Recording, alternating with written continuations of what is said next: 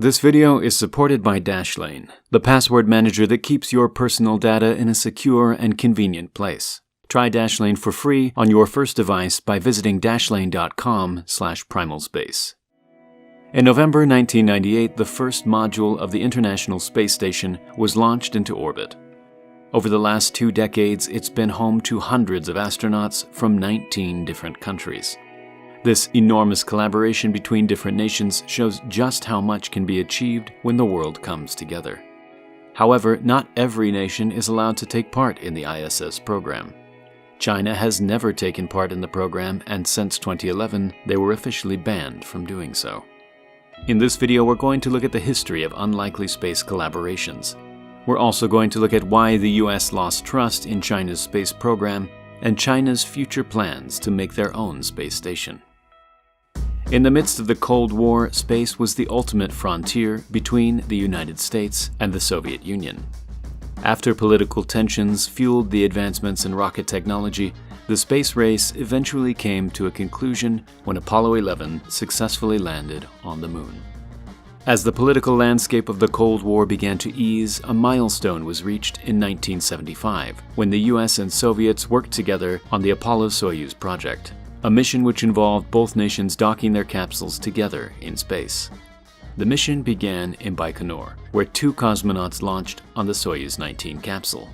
A few hours later, the Apollo capsule lifted off from US soil, launching 3 astronauts into space, where it docked with the Soyuz capsule. 3 hours after docking, the first international handshake in space took place through the hatch of the Soyuz capsule.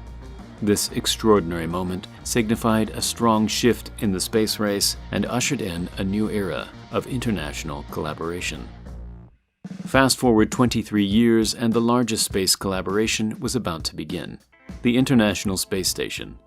Spearheaded by NASA, the space station involved 15 nations and 5 different space agencies. Besides the technical challenges of developing and launching an entire space station, getting all of these countries to work together required an extreme amount of trust. At first, NASA were concerned that Russia would use the opportunity to transfer advanced technology for their own military use.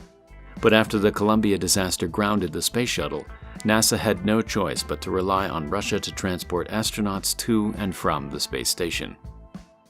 Despite the worldwide collaboration required to build the ISS, China was one of the largest countries not invited to join the International Space Station. At the time, the Chinese Space Administration was only 5 years old, and the rest of the nations felt that China was simply not ready to make a meaningful contribution to the project. So China plowed forward with their own space program, and in 2003 became the only nation other than the US and Russia to launch a human into space. As progress continued on the ISS, China stated their desire to join the ISS as a new member.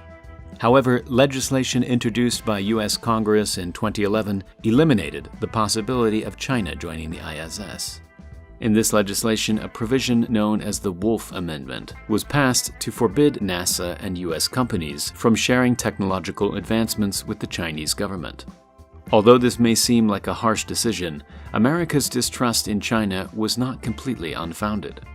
In 2007, China deployed an anti-satellite weapon to destroy one of its own weather satellites. This received worldwide criticism for the dangerous amounts of space debris it caused. A decade later, 2 Chinese nationals were charged by the US Department of Justice for allegedly hacking information from NASA's Jet Propulsion Laboratory.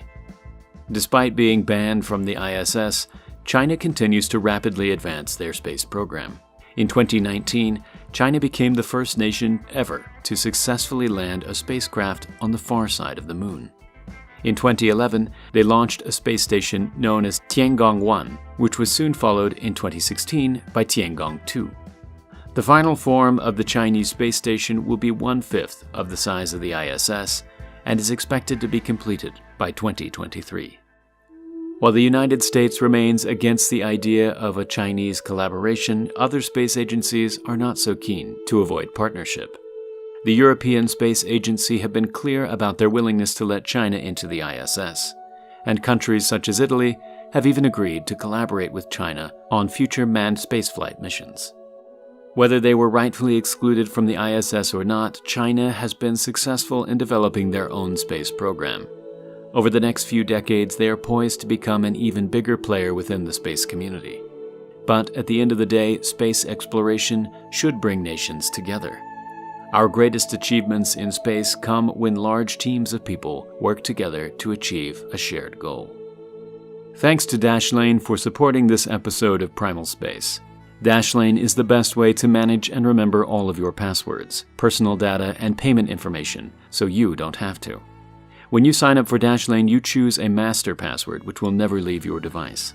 Every time you sign up to a website, Dashlane generates a long and complicated password which is encrypted using your master password. This keeps all of your passwords secure and means you only ever need to remember one password.